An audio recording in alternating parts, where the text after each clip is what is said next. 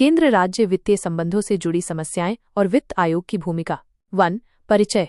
भारत में संघीय शासन प्रणाली फेडरल सिस्टम है जिसमें वित्तीय शक्तियां केंद्र और राज्यों के बीच विभाजित हैं। संविधान के 7वें अनुसूची 7th शेड्यूल में विषय सूची, यूनियन, स्टेट और कंकरेंट लिस्ट के आधार पर कर संग्रह और व्यय की जिम्मेदारी निर्धारित की गई है।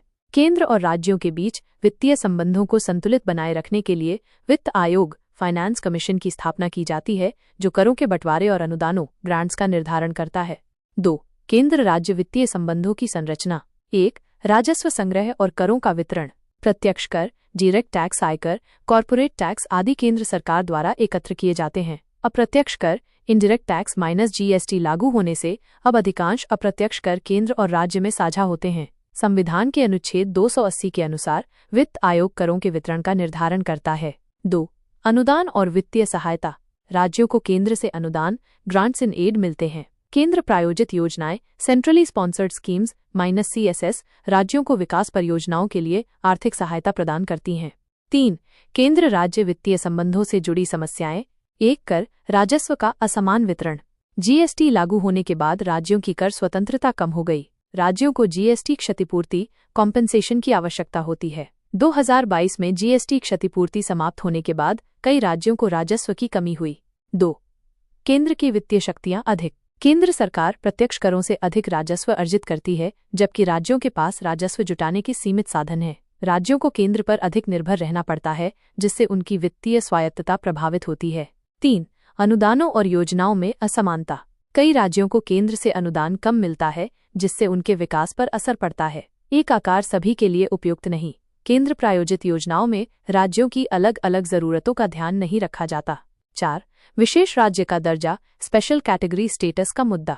कुछ राज्य विशेष राज्य का दर्जा, स्पेशल कैटेगरी स्टेटस मांगते हैं जिससे उन्हें अतिरिक्त वित्तीय सहायता मिल सके। केंद्र सरकार केवल कुछ राज्यों को यह दर्जा देती है जिससे अन्य राज्यों में असंतोष रहता है।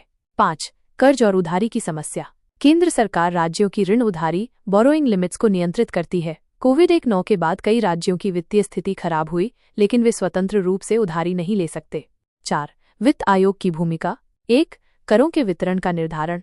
वित्त आयोग राजस्व को केंद्र और राज्यों के बीच बांटने का अनुपात तय करता है। 15वें वित्त आयोग 2021-26 ने राज्यों के लिए करों का 41% हिस्सा आवंटित किया। 2. अनुदानों की सिफारिश। वित्त आयोग राज्यों को विशेष अनुदान देने की सिफारिश करता है जैसे आपदा राहत अनुदान। बिहार, उत्तर प्रदेश, ओडिशा जैसे पिछड़े राज्यों को अधिक अनुदान देने की नीति अपनाई गई। 3. स्थानीय निकायों को वित्तीय सहायता। वित्त आयोग नगरपालिका और ग्राम पंचायतों को अनुदान देने की सिफारिश करता है। 15वें वित्त आयोग ने स्थानीय निकायों के लिए 4.36 लाख रुपए करोड़ का अनुदान आवंटित किया। 4. वित्तीय स्थिरता बनाए रखना। वित्त आयोग राज्यों को राजकोषीय उत्तरदायित्व और बजट प्रबंधन FRBM नियमों का पालन करने की सलाह देता है। इससे राज्यों का वित्तीय घाटा फिस्कल डेफिसिट नियंत्रित रहता है। 5. केंद्र राज्य वित्तीय संबंध सुधारने के सुझाव। जीएसटी मुआवजा जारी रखना। राज्यों की राजस्व कमी को दूर करने के लिए केंद्र को अधिक समर्थन देना चाहिए। राज्यों की वित्तीय स्वायत्तता बढ़ाना। राज्यों को अपने कर बढ़ाने की शक्ति दी जानी चाहिए। वित्त आयोग की भूमिका को अधिक प्रभावी बनाना। वित्त आयोग को राज्यों की जरूरतों के अनुसार अधिक अनुदान देने चाहिए। विशेष राज्य का दर्जा देने की नीति को पारदर्शी बनाना। सभी राज्यों के लिए समान नीति होनी चाहिए। केंद्र प्रायोजित योजनाओं में लचीलापन। राज्यों को अपने अनुसार योजनाओं में बदलाव की छूट मिलनी चाहिए। 6. निष्कर्ष।